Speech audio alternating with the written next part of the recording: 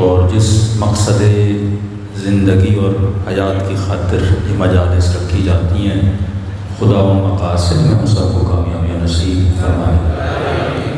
بڑی تیزی سے وقت گزر جاتا ہے، پورا سال انسان محرم کا انتظار کرتا ہے اور انسان کو پتہ بھی نہیں لگتا، محرم گزر بھی جاتا ہے۔ تبھی خدا نے اگر قسم کھائی تو کہا والعصر ان الانسان لفی خسر، کبھی کہا والفجر ولیال عشر، کبھی فجر کی قسم کھاتا ہے، کبھی عصر کی قسم کھاتا ہے۔ عصر کا ترجمہ یہ نہیں کہ مجھے قسم ہے وقت کی، فجر کا ترجمہ یہ نہیں کہ مجھے قسم ہے وقت کی۔ اکثر لوگ ترجمے میں یہ مسٹیک بعض اوقات کر دیتے ہیں کہ اللہ نے کہا مجھے قسم ہے وقت کی، نہیں، عصر وقت ضرور ہے پر وقت کا ایک خاص حصہ ہے، فجر وقت ضرور ہے پر وقت کا ایک خاص حصہ ہے۔ اللہ نے اس خاص وقت کے حصے کی قسم کیوں کھائی اور کہا کہ انسان خسارے میں ہے؟ جب خسارے کی بات ہوئی تو اس نے عصر کی قسم کھائی۔ ظہر عصر، نماز ظہر نماز عصر، کہتے ہیں وقت عصر کی ایک خاصیت یہ ہے کہ وقت عصر بہت جلدی گزر جاتا ہے۔ اب ترجمہ اس طرح ہوگا کہ مجھے قسم ہے اس وقت کی جو بہت جلدی گزر جاتا ہے، کہ انسان خسارے میں ہے۔ اب یہ آپ خود بھی محسوس کر سکتے ہو کہ مولا امیر فرماتے ہیں بوڑھے سے پوچھو زندگی کیسے گزری تو کہے گا خواب کی طرح۔ آپ اپنے دادا دادی نانا نانی کو بٹھائیے 80 سال کے 75 سال کے، پوچھئے کہ دادا آپ کی زندگی کیسے گزری، عین یہی جواب دے گا کہ بیٹا پتہ ہی نہیں لگا، 70 سال ایسے گزر گئے، جیسے کل میں نے جاب کی تھی، شادی کی تھی، آج پتہ ہی نہیں لگا، بچے بھی جوان ہو گئے، بچوں کے بچے بھی ہو گئے۔ اور یہی کیفیت ایک جوان کی ہے۔ 25 سال کے جوان سے پوچھو کہ زندگی کیسے گزری، وہ بھی یہی کہے گا پتہ ہی نہیں لگا، خواب کی طرح گزر گئے۔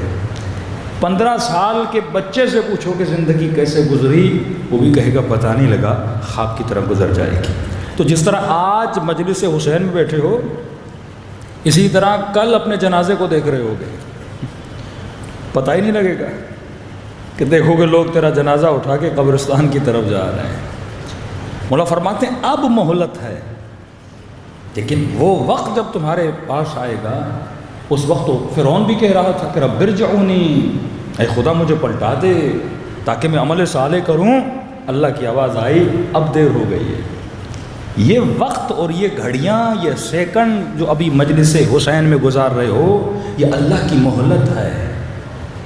اب تو اس مہلت سے استفادہ کیا کرتا ہے؟ تجھے مفہوم فنا اور بقا کی پہچان ہونی چاہیے کہ فنا کیا ہوتا ہے، بقا کیا ہوتی ہے۔ دوسری چیز، اپنی حقیقت کو پہچان۔ پہلے خود کو اپنے جسم سے الگ سمجھ۔ اگر تو اپنی حقیقت اپنے جسم کو سمجھے گا تو صبح سے شام تک تو کس کی زیب و زینت کے لیے لگا رہے گا؟ جسم کی زیب و زینت کے لیے لگا رہے گا۔ لیکن تو نے اپنی حقیقت اگر روح کو سمجھ لیا، جسم فنا ہوگا، روح کو خدا بقا دیتا ہے۔ جسم کے لیے جو کرے گا اس کی اینڈ فنا ہے، روح کے لیے جو بھی کرے گا اس کی انتہا کیا ہے؟ بقا ہے۔ کہ میں نے امام حسین کا یہ جملہ کوٹ کیا تھا، کئی مرتبہ مجالس میں کر چکا ہوں، شاید دوسری یا تیسری مجلس میں، کہ امام سے پوچھا گیا مولا لذت جسمانی اور لذت روحانی میں فرق کیا ہے؟ تو امام نے کہا جسے کھانا کھا کر مزہ آئے یہ لذت جسمانی ہے، اور جسے کھانا کھلا کر مزہ آئے یہ لذت روح کی لذت ہے۔ اب دونوں لذتوں میں فرق کیا ہے؟ ایک ہفتہ پہلے کھانا کھاؤ گے یاد بھی نہیں رہے گا کہ میں نے کیا کھایا تھا، لیکن 1 سال پہلے کسی یتیم کی مدد کی ہو، کسی غریب کی مدد کی ہو، 10 سال کے بعد بھی سوچو گے تجھے کیا آئے گا؟ مزہ آئے گا۔ بندہ ایک بار مثلا کربلا گیا ہے، وہ زیارت کبھی ذہن سے نکلتی نہیں ہے، کیونکہ وہ روح کی لذت ہے۔ لیکن 40 میں کئی کھانے تم نے کھائے ہوں گے، وہ بندہ بھول جاتا ہے، پر حسین کی پڑھی ہوئی زیارت انسان نہیں بھولتا۔ ہاں، مجلس امام حسین میں کون سی لذت ملتی ہے تمہیں؟ جسم تو بیچارہ بیٹھ بیٹھ کے تھک جاتا ہے، کئی لوگوں کو نیند آنے لگتی ہے، ہاں، جسم تو ایک جگہ جواب دے دیتا ہے نا، لیکن تیرے اندر طلب ہے، عشق ہے جو مور کی ڈیمانڈ کر رہا ہے۔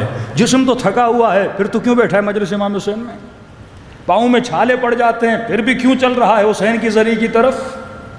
جسم جواب دے رہا ہے نا، چل چل کے بندے کے پاؤں سوج جاتے ہیں، مطلب جسم کہہ رہا ہے کہ میری ہمت ختم ہو گئی، روح کہتی ہے کہ تیری ہمت ختم ہوئی تو کیا ہوا، میری ہمت ختم نہیں ہوئی۔